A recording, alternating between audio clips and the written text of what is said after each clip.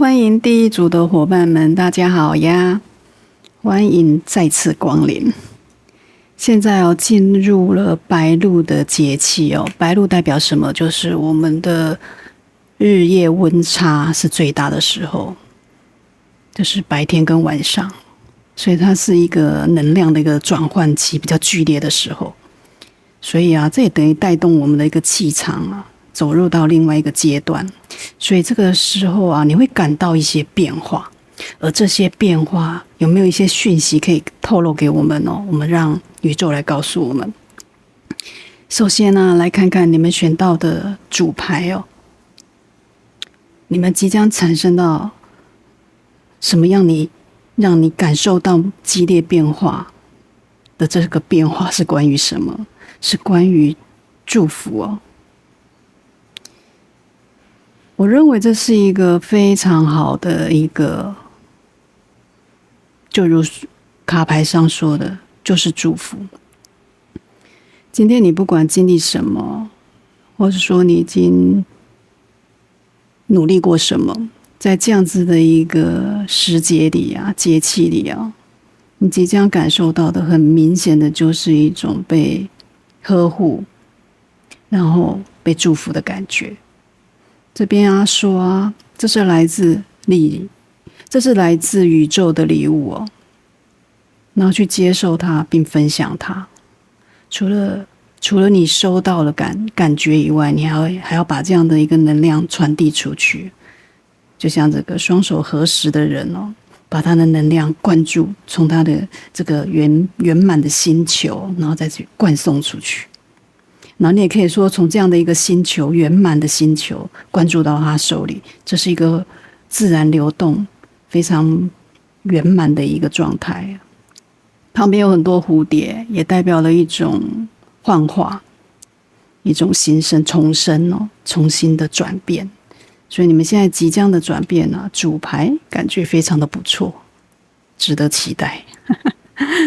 但是我们还是要细部来了解一下，这样子一个变化是关于什么？是关于你的情感呢？健康、财务，还是人际关系我们来看看，看看还有什么能量可以让我们知道。这一张，这是一只公鸡耶。是公鸡吗？但是它有个人脸，那长得蛮奇怪的。左上角有个太阳这是一个所谓的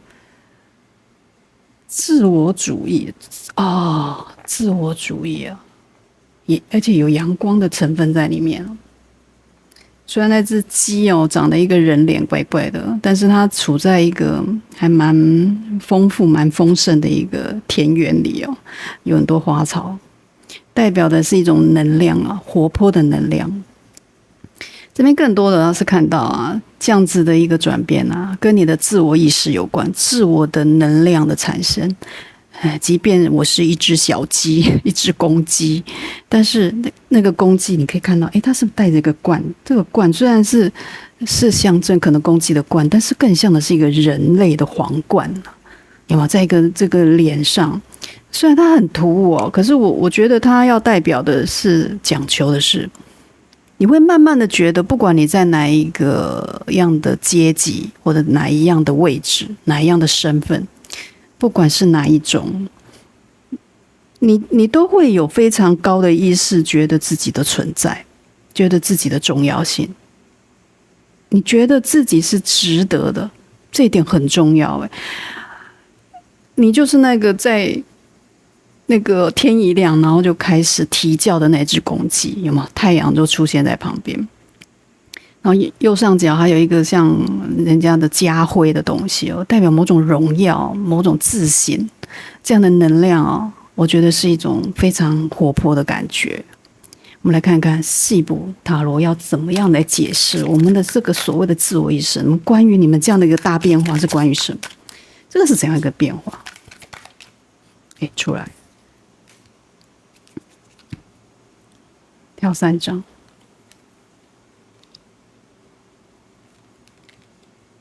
这是一个怎样的能量？这是一个过程，可以看得出来你们想要去达到的是一个成果的展现了，成功。这出现的权杖的权杖4号牌，那隔壁有权杖5号牌，这隔壁就在隔壁，他们两个的关系就很密切。所以你们是经过争取去得到自我意识的提升。这不管你是在工作上，还是你的情感上，还是人际关系或者金钱上，这有一个打拼的过程。这种打拼更多的不是一种恶性的竞争，它比较倾向的是各自的去争取自我有益的东西，就是每个人都有自己的最高利益，不代表偏颇谁。对，所以大家去公平的争取。我有能力，我有我的资源，我有的想法，我有我的创造力，你都可以展现出来，然后去争取属于你的该有的东西。所以你可以看到，这每个人他的穿着都完全的不同有男有女然后有的自己的特色，然后去做一个 OK， 就是我，选我。更多的是这样的能力跟能量在里面，而不是说我去恶性的竞争，我去夺取，我去争斗。所以这样子的力量来自于更多的是展现自我的一个价值，展现自我的一个能量，去在你的生活或你的感情金钱面全部都可以使用。而这样子的展现更多的是你要发挥一种扩张的能量，去扩展它，去发挥它，而不是要你去安静的待在一旁，或者是说不发表任何意见，漠视你的权利，这等于漠视了你原有可以争取的一个机会。所以这边更多的是去冲吧，去像火象的那个能量一样，更有爆发力，更有活力的去争取。而争取了之后，这个东西一定会以成功的形式来临。什么东西要开办宴会，什么东西要办这种庆典，往往都是值得开心的、值得庆祝的东西。所以这就在我们所谓的祝福底下，还有我刚才说的自我的意念的表达、自我意识的成长，这代表的更多的是我们的1号宝宝，你们这边会有更高的一个被人家看见的定位点。这个定位点可能是以往你还没有达到的，然后现在非常有能量在这里活动起来，然后你可能会受到祝福，然后受到这样能量的一个推波之后，你就有可能达到这样子的程度。这一个情感上也是一个很好的牌就是代表有可能两个人会走向更和谐、更共同一体、一致性的方向去前进。然后这是一男一女跳舞，这有牡羊座的能量在这里一样非常的火象的星座。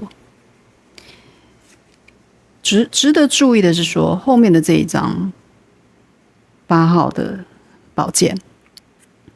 这边的讲的是某些你被困住的东西。剑一直都是我们一直强调的，都是一个思考产生的东西，它是一种残渣。为什么说它是残渣？就是它会一直出现在你的思考，或者是说在你的一个思想的活动里面，它就是会产生这样子的杂质。可这样的杂质累积在你的周边，累积在你的身上，就像咖啡渣一样，你又不能喝下它，但是它一定会存在，它一定会遗留下来。所以当你有这样子的一个负面的情绪去影响你去做争取，做一种所谓自我开创，去达到成功的这个过程，宇宙要说这种改变你要记得，你会感觉到一种束缚，而这个束缚是来自你原始的旧有的观念跟旧有的心态、旧有的习惯、旧有的关系都有可能。你从过去的一些不好的经验、失败的感觉去提取那种残渣，去保留那个残值，然后让这个残值去影响你的清澈度，你的脑袋的清澈度。所以这一把一把的宝剑宇宙要说的是提醒你去重视它，去把它从你身边移开，让这个宝剑不再围绕着你，然后你可以逃脱从这样的困顿或者是这样子的束缚里面去挣脱开来，这样才有利于你去争取到最后的这种成功。对，当然啦，这个刚才说的所谓的低落的能量、低落的情绪一定都会有，但是这个不足以去当做你一直重复的能量。就是你可以思考，你可以去大骂不爽的时候去做一个发泄也好去买东西，去做任何娱乐，去找朋友、闺蜜、兄弟抱怨都可以哦。这个能量你可以去把它抒发开来，这个中间的这种权杖物也有一种抒发的意思，把这样子的一个爆发点爆发开来，你最后才不会像火山一样突然就猛爆性的一个展开，不管是情绪还是一些不好的感觉，当累积久了，你影响的不只是自己，你可能还会波及别人，这种感觉，所以要适度的让它出来，让这样子的自我意识更容易的展现。所以这边要说我们的1号宝宝要注意的是这一点。再来看看，我想要知道是说，这样的一个所谓的宝剑的8号牌，我觉得有没有什么东西还可以提醒我们，让我们去注意的？这个变化还有一些什么样的感受？我们让宇宙来告诉我们。这边出现的权威，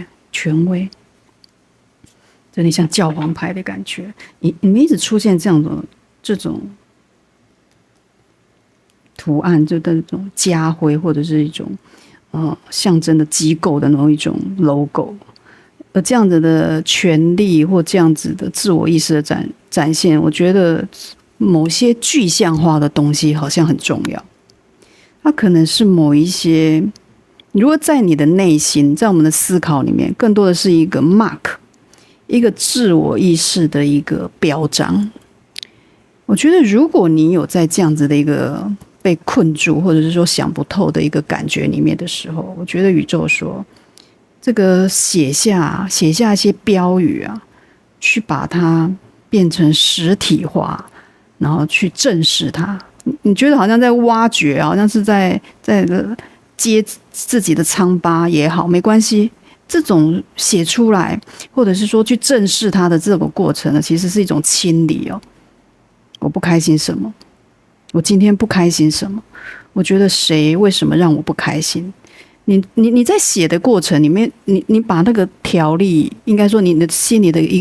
一个个的感受，去把它一件件把它条列出来的时候，你会更清楚知道你自己的症结点在哪里。所以这种所谓的图像化，去把它用一种标志、一种标签把它显现出来，我觉得是非常的重要。而且这边出现一个权威牌，我觉得在组织里面也是影响着你们很大的关系。所以在现在未来的这一个节气这个你会感受到的这个大变化，更多的我觉得也跟很多可能是政府机关或者是说公司行号或者是什么一些，就是你可以看得到的一些规模的机构的东西，不是一个公开的，绝对是有规模。你们可能跟这样的东西有关，而这样权威性的东西也是影响着你们去做决定，甚至影响你们的感受很大的一个关键呢。我们再来细部来看这个权威的牌，还想要告诉我们什么？让我们有个在变化的时候有一个参考。一样抽3张牌。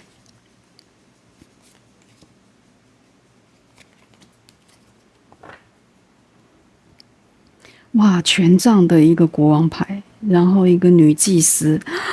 最后一个金币的7号牌。这是关于什么？这是关于某个权威对象。我刚才说的，你们不是有一个刚才说的组织强而有力的组织公开的一个机构，这样的一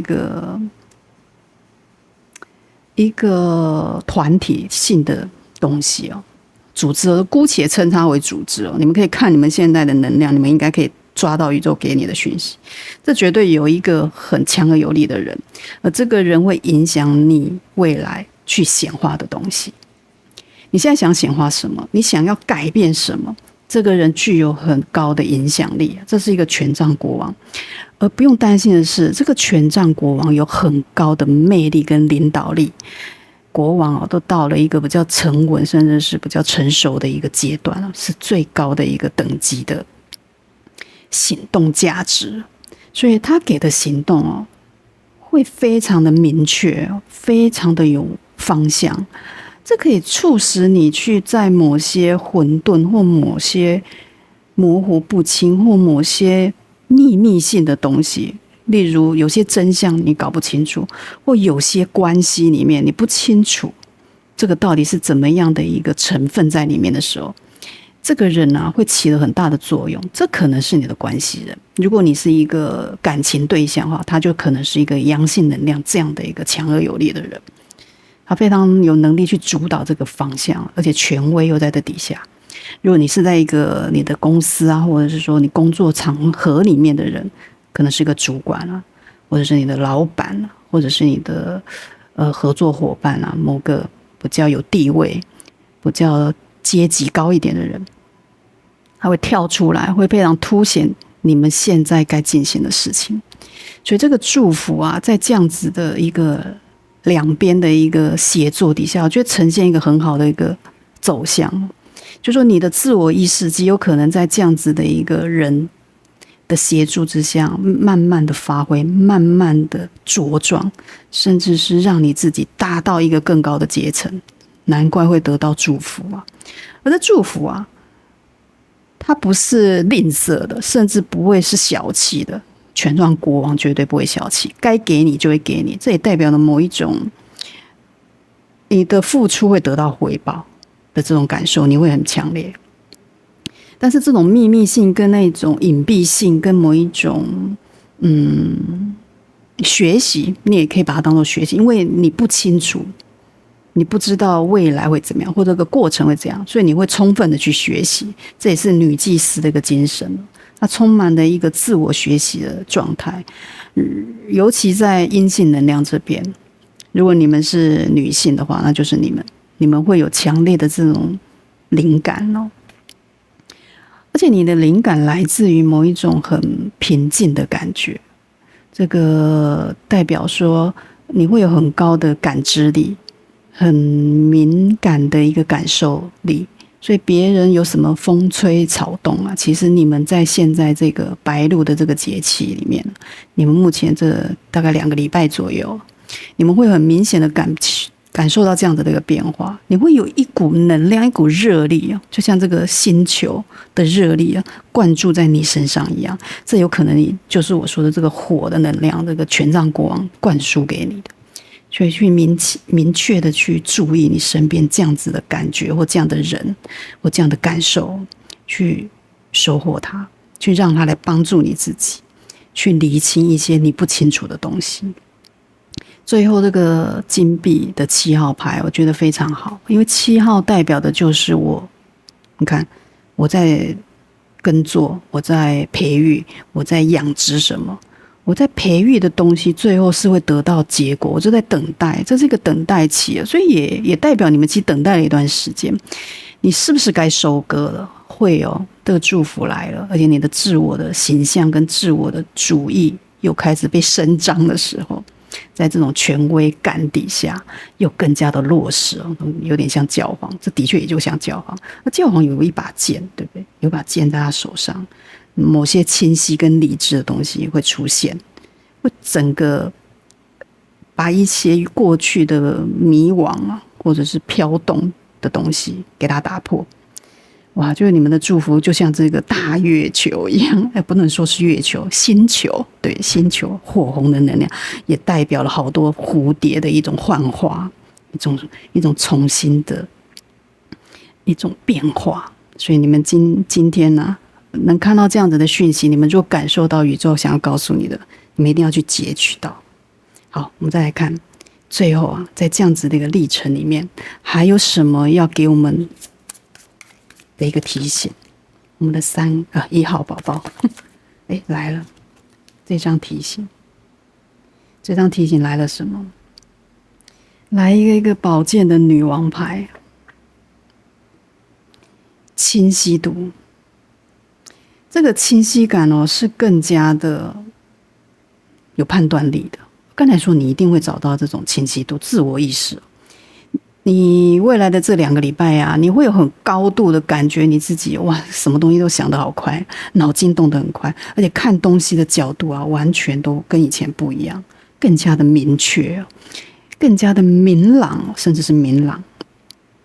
它有很多的一个东西的厘清的能力在里面宝剑女王，你看拿着一支宝剑这个女王她非常的柔美。我觉得她柔美在哪里？她的宝剑不是对着别人的，甚至她不是去一只手拿着，然后让那个锋利的剑那个呈现在整个画面之中。你会觉得她抱在胸口，她甚至拿着这把剑，这把剑没有想象的这么锋利。我觉得你们在这段时间里面，你们的那种高度的分析能力跟那种清晰度是在你们自我的一种温顺底下，不是这么咄咄逼人，或者是说一针见血，你会更委婉，然后更好的去处理这样子的一个感受。所以你们的这个女王这个宝剑女王非常的美而且跟一个国王在这边我觉得也形成很好的一个对比如果有一个阳性能量在跟你们在做一个互动的话，他会蛮期待你的一个讯息的来临，你给他的一些条件，你给他的一些说法，你给他的一些方式，表达的方法对他来讲是有促进的作用的。所以去表达你自己，去更清晰你想要的东西，这有助于你在现在未来这个白露节气里面得到更清楚的自己。 OK， 这就是我们1号宝宝的能量，希望对大家有帮助。一样喜欢的给按赞，然后订阅，开启小铃铛而且我们的那个会员已经开通了，如果想要给我请我喝杯茶的，喝杯咖啡的那就可以加入非常谢谢大家。好，一样截取你有感觉你有收获的地方，改造更好的自己。那我们就下次见拜拜。Hello， 欢迎第2组的伙伴们再次的光临。今天呢，我们的主题来做一个，现在进入到白露的节气在9月7号我们进入正式的白露。白露就是已经要准备开始，秋天又开始来到了，但是又没有完全的到达，所以等于说我们的夏季跟秋季的一个交界，这也等于是说日夜温差最大的时候，然后这样的一个强烈的一个温度的波动也会带给我们能量的一些转变。所以我们来看看我们现在这个白露节气我们有什么很大的改变，你会感受得到的改变，让宇宙来告诉我们。好，首先来看看你们选到的牌组这个牌非常的有灵性因为牌卡的主题就叫做直觉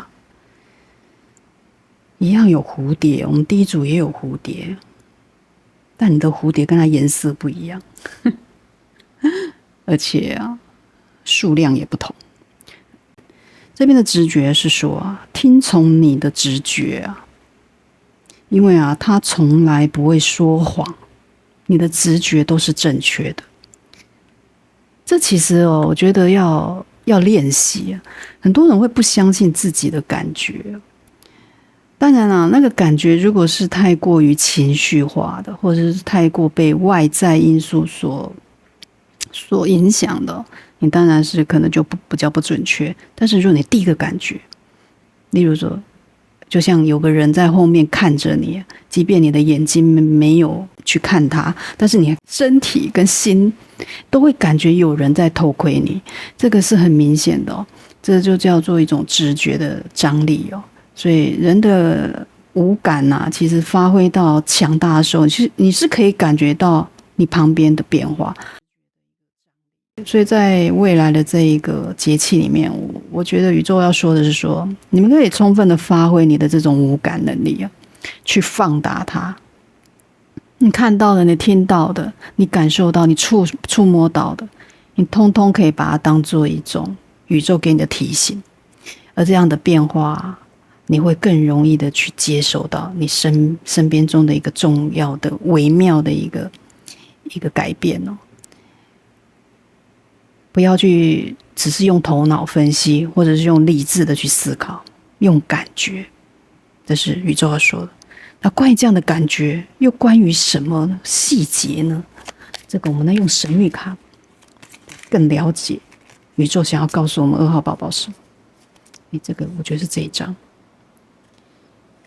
批判、批评、批判，这有一种指责的意思哦。指责什么？指责某一种当然觉得不好的事情、不公平的事情，或者是说妨碍到自我利益的东西。这只手啊，可以看得到啊，指向的这个女士哦。所以有可能在阴性能量这边，如果你是你的话，有可能你被别人做这样子的一个指责，而这种指责有可能的是你并不接受，这是一种指控，你并不舒服。但是啊，它经过一些处理之后，是可以得到圆满的结果。可以看到这边有花朵在下面，然后有眼睛在这里，所以这是可以值得去看到里面丰富的东西。别人在批评或批判你的时候，他不一定是面对面的指责，可能在背后。一开始感受到的时候，会觉得非常的讨厌，非常的不舒服。但是你可以细细的去深挖，仔细的去想之后，其实里面有一些蛛丝马迹。为什么他会有这样子的讯息来到你身边？或者他指责、指控的一个方向到底是什么？而反而透露了一些东西，透露了一些你可能没有想过的东西，让你去厘清为什么会产生这样的事情。所以直觉在这边果然很重要。这关于的是某一种情绪的放大之后，让你去网罗或收集更多的资讯。这不管是对你有利的还是有弊的，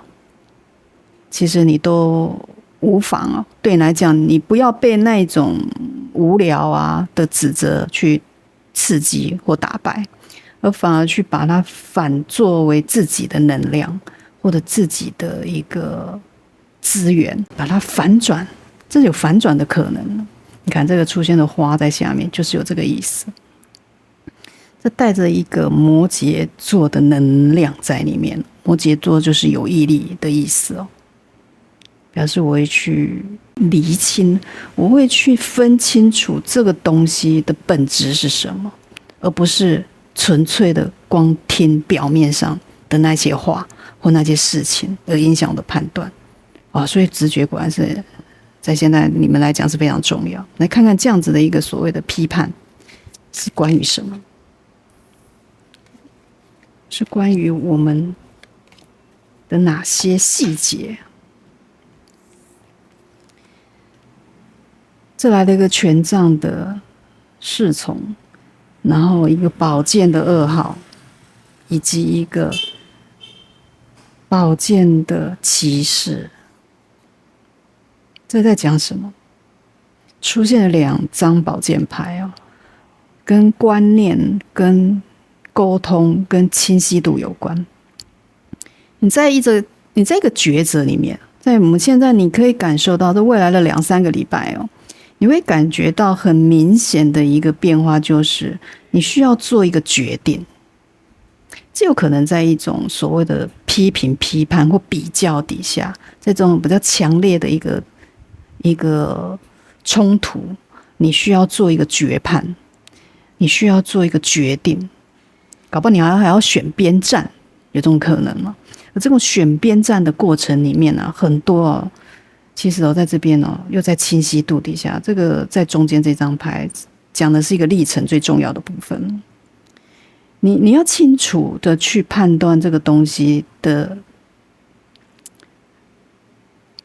最原始的的本质底下，你需要做的一件事情就是你要先让自己冷静。这个宝剑的2号啊，象征的是说，就像原始的塔罗那个2把剑，这边也是一样，2把剑就是交叉在胸口，而这2把剑的交叉是反向的，不像我们的原始塔罗是剑锋朝上，是朝下的。所以我觉得啊，你们在一个清晰度啊，已经到了一个规模了。就说你现在的会诊这些，不管别人跟你说的东西，还是你现在遇到的问题，还是什么困难，你已经统合了、研究了很久，已经告了一个段落。这个剑已经不是这么锋利的、这么的决绝的、这么直接的剑锋朝上的去在胸前打叉，它已经往下了。往下，你是即将放下了，即将放下了这个抉择。为什么会放下？因为你已经心里即将有这个决断，在这个直觉力底下，所以后面就要靠你的判断，是来自你的感受。我们理性跟逻辑的思考面，你已经做足了，你已经去学习了，你甚至是用主动的方式啊，去分析这样子的状态。所以这不管是你的金钱面，还是你的感情面，还是人际关系都好，这已经到了一个你学习的过程里面，去带给你一些你的判断的一个最后的呈现。所以这个学习是有成果的，就像这个权杖的侍从一样，他们带着他的好奇感、新鲜感，甚至新鲜感哦，非常勇敢的去往前走。权杖就在他前面，带领着他自己。这是一个所谓的活力的象征，一个行动力的展现。不管我怎么样哦，我先行动再说。而你的行动是在于你有越来越清楚的一个分析能力、分析能量在里面。这个宝剑的骑士啊，代表的是更冲锋陷阵、更直达主题的去厘清。所以你们的这个宝剑2在这里啊，如果在一个关系里面啊，这边看得到的是，如果有一些东西对你是不公平的，或者是不对的一个指责，这种批判啊，你不是完全的接受，但是你不会去直接的抵抗，你会先去网罗一些资料，网罗一些讯息，然后给自己做充分的辩护。你会为你自己辩护，因为这个宝剑的骑士在这里，就会为自己做一些事情。这也不排除啊，这是一个阳性能量即将为你展现它的流畅的交流能力、沟通能力。讯息或者是说消息的传递会变得更加的一路到底，而不会弯弯绕绕，就像这只马一样跑起来了，而这只马还是白色的会更像一个正确、更是清楚的方向，清清白白的部分去进行，而不是用一种模糊啊，或者是搞不清楚啊，或者是说混淆你的方法。所以这样子的一个骑士来到你身边的话，我觉得这个宝剑难怪会放下了，准备要反转了。你即将有一个更好的清晰度在这里，他们也可能是你们的关系人给你们的一个协助。再我们来看看这样的一个所谓你要抉择的部分呢，这个是关于什么？我们再来更清楚的知道一下，宇宙来告诉我们这样子的一个变化，即将感受到的这样变化，还有什么样的一个感受可以让我们知道 ？Lost， 损失哦，这有双鱼座的能量在里面哦。这有一个土星，也有扩张的能量。这在一个家庭里面可以看到一个庄园哦，庄园里面有男女在这边算是散步哦，但是它底下有一个只乌鸦在一个像在清理这种腐败的东西，清理腐败的东西。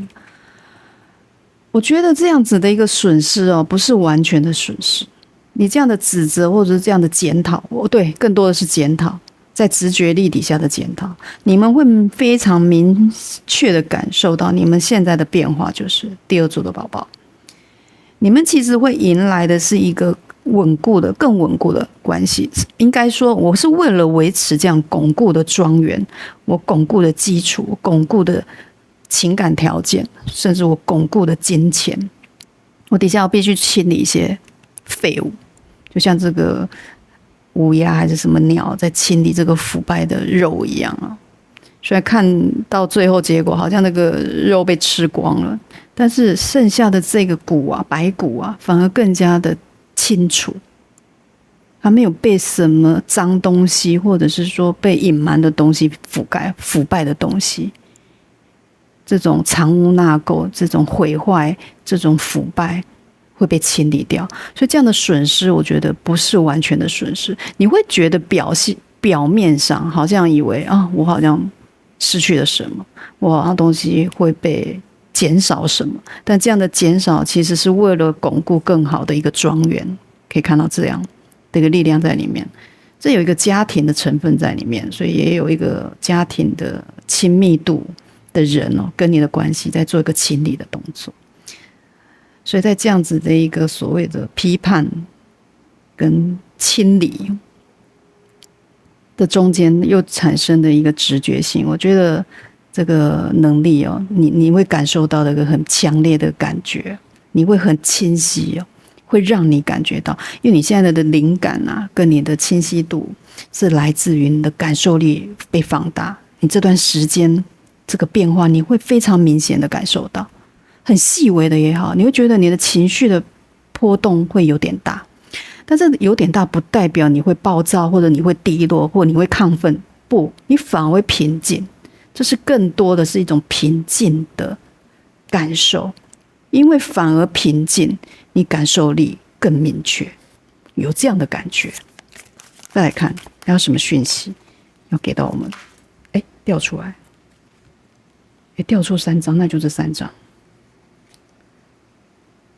跟1号真的有点像，所以有被1号吸引的可以去看一下1号的能量跟你们有一些重复哦，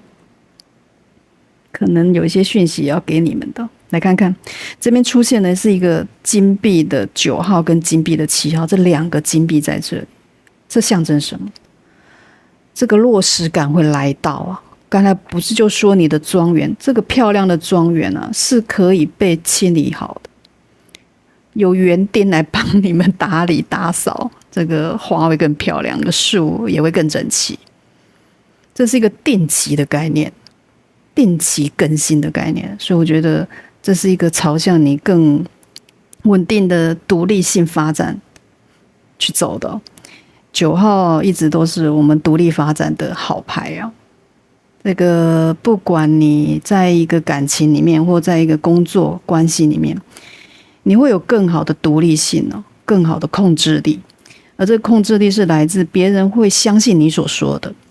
会相信你带来的丰盛，因为你带来丰盛是来自你自己，你带来的一个成果也是来自你这个人所带来的影响。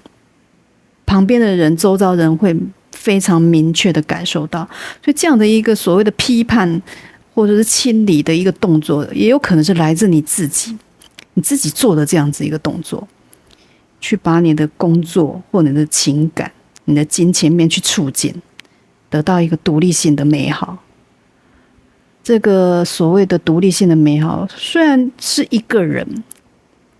好像没有人来帮助你，但是因为你现在产生的能量的一个转动啊，去促使你去做这个事情，完全不费吹灰之力，因为你有太好的一个金币的9在这边支持你，它会带你走向更好的一个所谓的自我的繁荣，甚至扩及他人。看这女孩的手上还有一只鸟，鸟是带来讯息的哦，宝剑的这个骑士又在旁边。某些及时而来及时雨啊，会来到你面前。如果你现在有一些难题啊，有些难关或一些想不透的地方，这个讯息会到来。跟某些暧昧的人啊，好像活动的不是那么热络，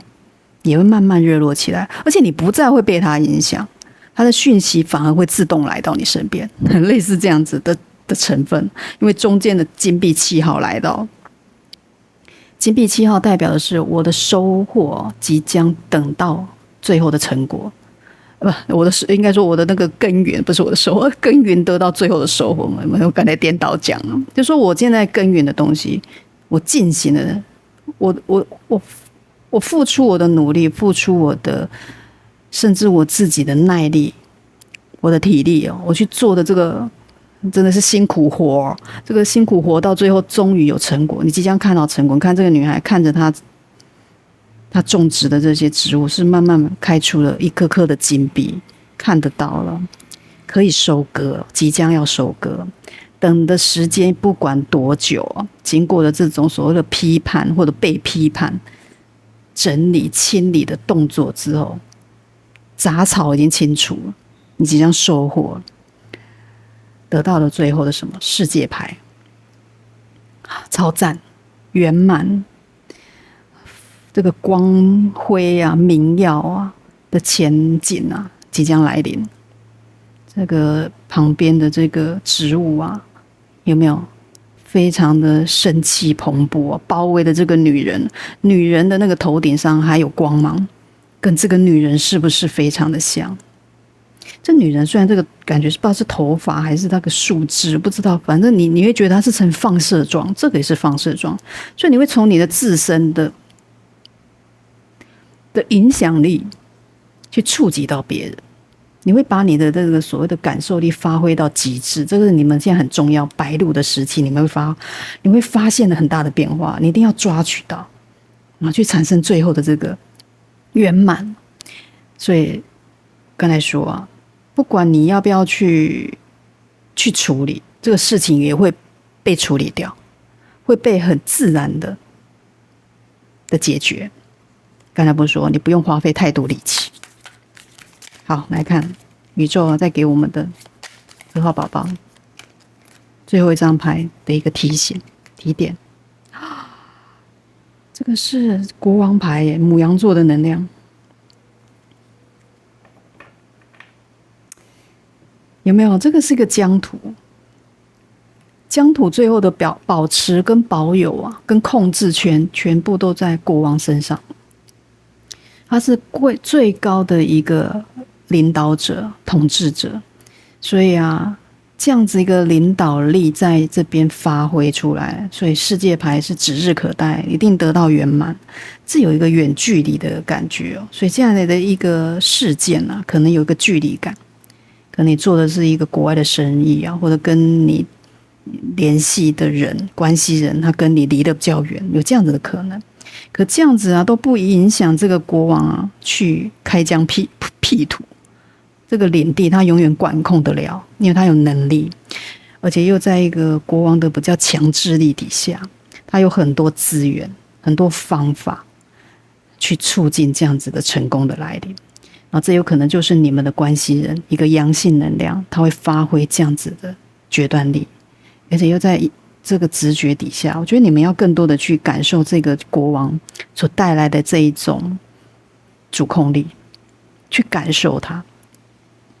它不会是一个破坏的行动，它更多的是一个整合的行为，所以不要去害怕去接近它，甚至去相信它。国王的牡羊座能量在这边，虽然有点暴动，有点冲刺的能量，好像很活跃、很活跃。这种活跃会让人产生不安，总觉得我们好像没有办法跟上他这样子的一个气息跟热力的时候，没关系，相信你自己的直觉，它是可以值得相信的，可以带领这个关系或这个事件呢，去走向更圆满的东西。如果你自己就是一个阳性能量，极有可能就是你自己。你的那个国王的精神呢，会发挥的淋漓尽致哦。在我们现在三个礼拜2到3个礼拜这段时期，你会明显的感受到。OK，这就是我们2号宝宝的能量啊，希望对大家有帮助哦。一样啊，喜欢的给我按赞、订阅、开启小铃铛，然后汲取你有感应、有收获的部分，改造更好自己。OK， 那再次谢谢大家的收听与收看，那我们就下次见喽，拜拜。Hello， 欢迎第3组的伙伴们。今天的主题哦，我们来看看，现在进入了白露的节气哦。白露算是我们的夏季跟秋季的一个交接哦的交汇期哦，所以啊，温度哦慢慢的会产生很强烈的变化，就是日夜的温度，所以这是一个比较冲击性的时期哦。你会感受到不止气温的变化，能量磁场也会在转动里面。所以我们来看看这样子的一个变化，有什么你即将感受深刻的，你会非常明确的感觉到这样子的气息哦，是关于什么？我们让宇宙来透露给我们，让我们有一点概念去抓住它。首先，我们第3组的宝宝啊，你们选到的这张主牌啊，是什么？理解。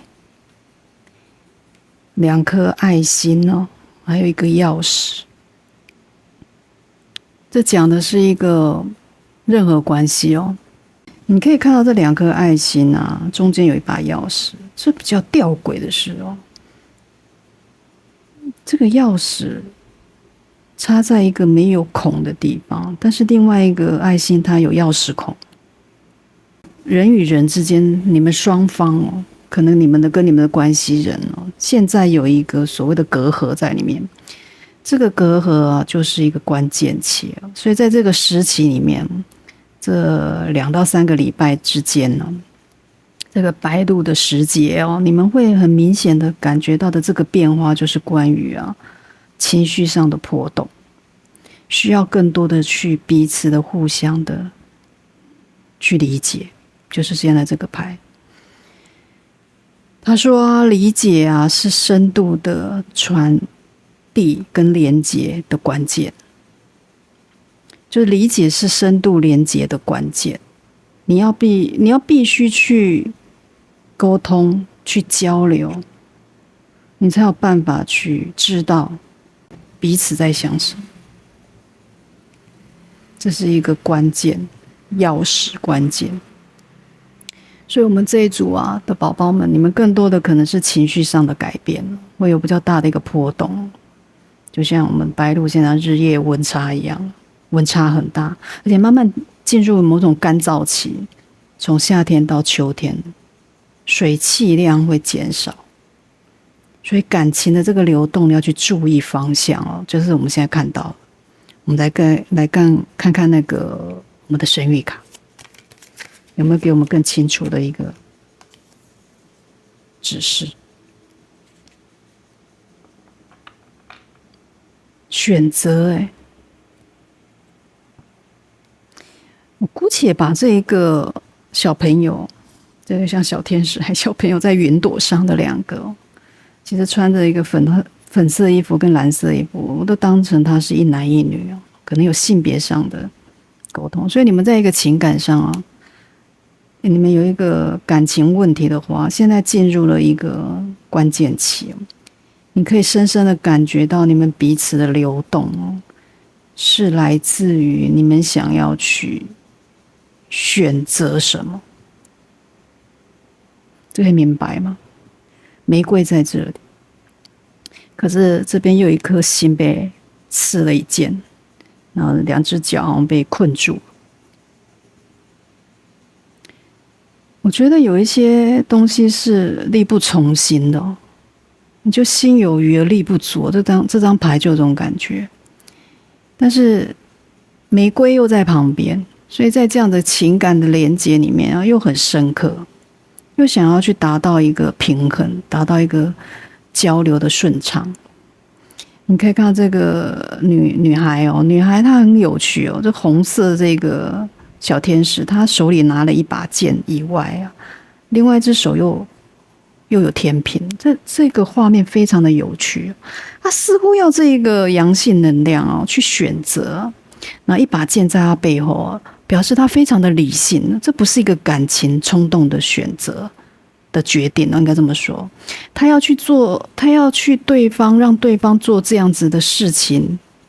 之前，他是经过仔细的评估跟判断，他希望他能够去做一个决定。我觉得不外乎啊，就是在感情中取得平衡的决定。你到底要我还是不要我？你到底要暧昧还是不要暧昧？你到底还要这样继续下去吗？你们就是有这样的问题的一个抉择。你们决定把这个事交由对方，尤其是阴性交给阳性能量去做处理。我不再去一直询问，或者是一直干扰自己，我让这个决定权由你这边来决定。这把钥匙啊，你看这个心锁已经打开，我觉得打开的人有可能是阳性，阴性能量这边呢，而是等待阳性能量去开锁。它的孔洞什么时候会出现，可以被这个钥匙打开，就是现在关键。我们来仔细来看一下。当然啦，如果你不是一个浪漫的关系，这更多的也是一个所谓的人际交流面上的一种抉择。我要不要加入你？你要不要加入我？我要不要进行这个事情？我要不要让这个企划案去通过？我们要欠缺什么样的资料？很多时候你已经判断到一个程度，我们这边阴性能量这边，你决定我不要再被干扰，不要再被干涉，我让你来做决定。你好像都没有给我一个清楚的表示的时候，我来看看你怎么说，更多是这样。但是我这样的原因不是在逼迫你或强迫你，我更多的是要达到这个玫瑰也象征的是一种情绪的更热情、更活络的一个展现。或许是你们的关系人他没有在一个状态里面，所以你们现在这个心呢，还等着更亲近的连接，比较像是这样一样这大众的能量所有关系都适用，不一定是浪漫关系。这个能量如果宇宙给你们，你们一定可以感受得到他想要说什么。那这边出现了这个深度的塔罗解释你们跟二号也有点像，二号也出现了这一张权杖的侍从。我觉得你们会怎么做啊？你们做的这个决定呢，会引爆他们去落实。金币的这一个骑士在这边，看到没有？但是他是在一个所谓的权杖的侍从的牌去促进底下，这是一个学习的过程我觉得你们的那种，就像这个小天使、粉红天使他做的这件事情，你们非常像这样的感觉。我一把剑我藏在背后，并没有让你看到我的理智、我的清晰、我的决定、我的判断所出现的这样的结果，我也不会跟你讲。但是我先让你做决定，我看看你怎么去做决定，怎么让这个天平达到平衡。这个是一个非常聪明的方法。我自己有一套模式，我甚至有个底了，我知道该怎么做。但是你们的这种教学这种导师的能量非常有用因为他们会去重新思考你说的东西，你想要进行的方向，这非常的棒。因为金币在这边虽然会慢，他们的这样子的学习的历程会去落定的一个过程会像这个金币骑士一样，就是我们说的乌龟牌会给得很慢，但是它起码是一步一步，他先去试探，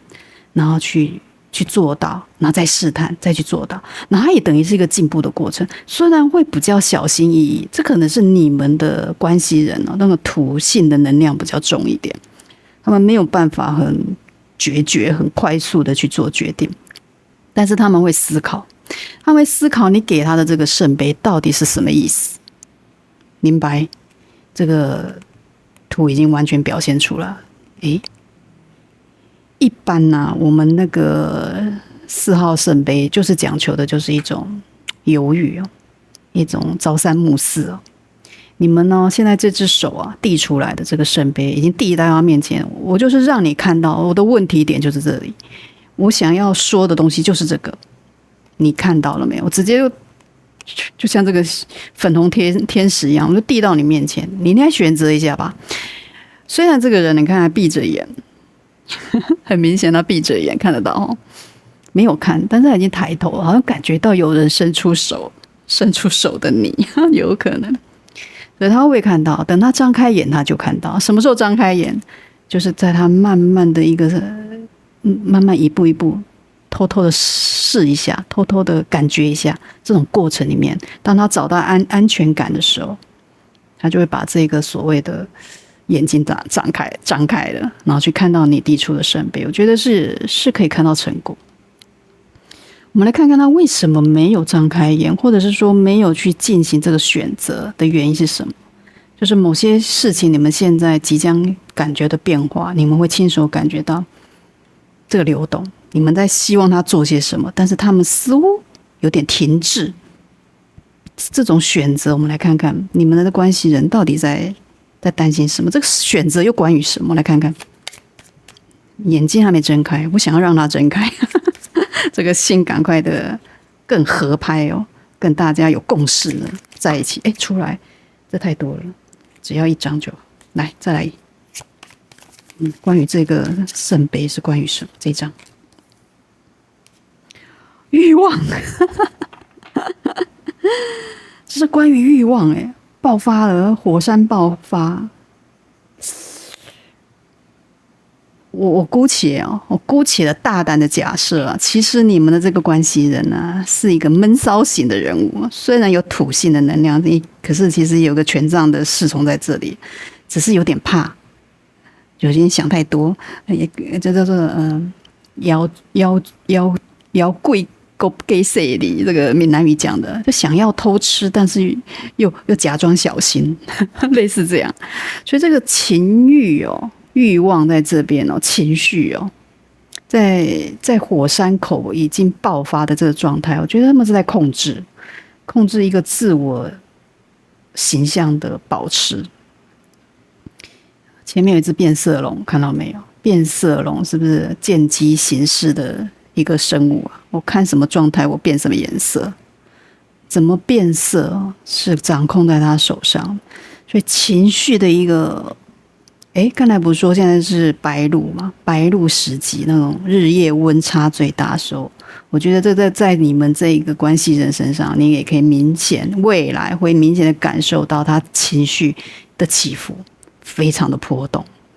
即将爆发，欲望的呈现。哇，这有点真的是闷骚啊！果然闷骚。来看看他们很想要去做些什么，做些什么。问他做些什么，出来一个权杖的4号牌。权杖4号是什么？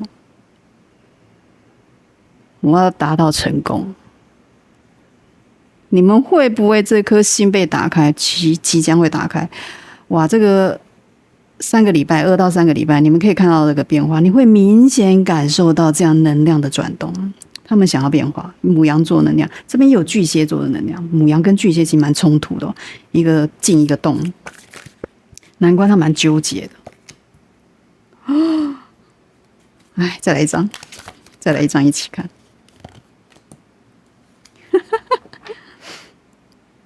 这是一个很奇妙的一个过程哦。这个人很害怕失去。这也可能是你们自己也说不定，你们可能也害怕失去，所以你们在现阶段这个有没有就像这个粉红天使一样，这个我想的东西我不会直接掏出来，我的心不会直接掏在你面前，我会先保留住，来看看你怎么做。他们也是一样可你们各自保留一个状态，都各自留一手的状态他这个再加上这个欲望又已经这么冲动，但是又压抑的状态我觉得其实你们都有点各留一手的感觉，但各留一手会产生困顿感，这点是宇宙一直可能要提醒你们。你们要达到这样的成功是你们双方的能量你们都是想要去，你看一男一女庆祝嘛，这不管是萤火晚会还是什么参加什么聚会，反正它是一个庆典。什么东西要庆典？就是事情成功嘛，圆满了，我们开心鼓舞。这是最后成果的展现，是以一个开心的结局成为结束的一张牌啊。所以为什么说你们双方都有这样的能量，但是各留一手？因为中间金币四号在这边，这个女士抱着她的金币哦，抱着死死的哦。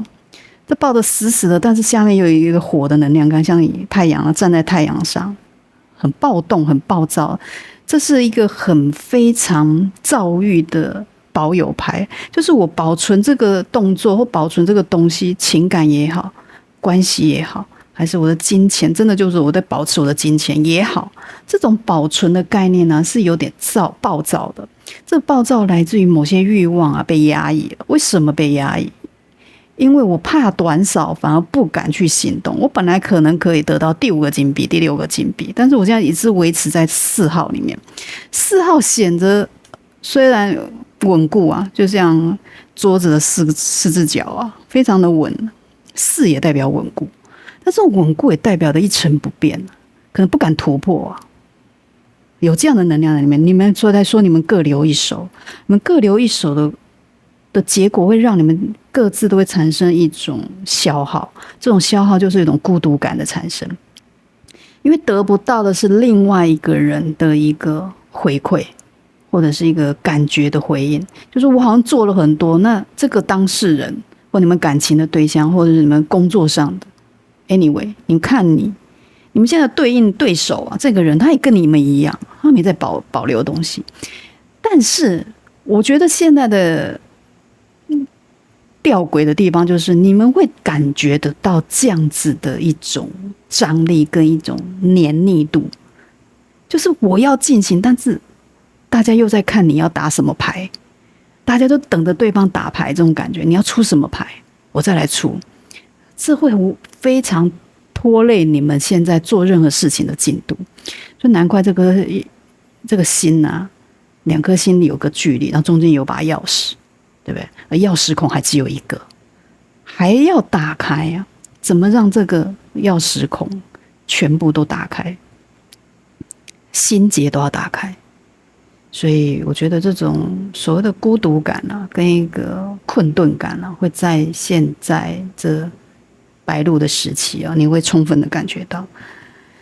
但是这好像不是别人造成，是你们各自造成的。你们各自给对方造成的感觉，然后各自又有太类似的一个想要保存又害怕失去的一个心态的时候，就更难去促进。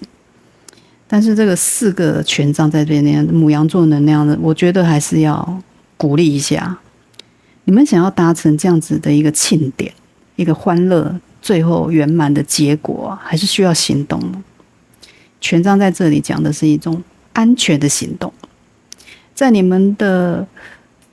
保有的安全感，各自的安全感底下，你先递出橄榄枝吧，或者是你引诱他递出橄榄枝，总要有一方做出这样的行为，去先触发自己的欲望。这欲望是多重的，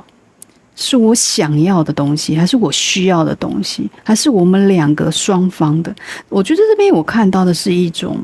你们现在都各自在自己的欲望里面。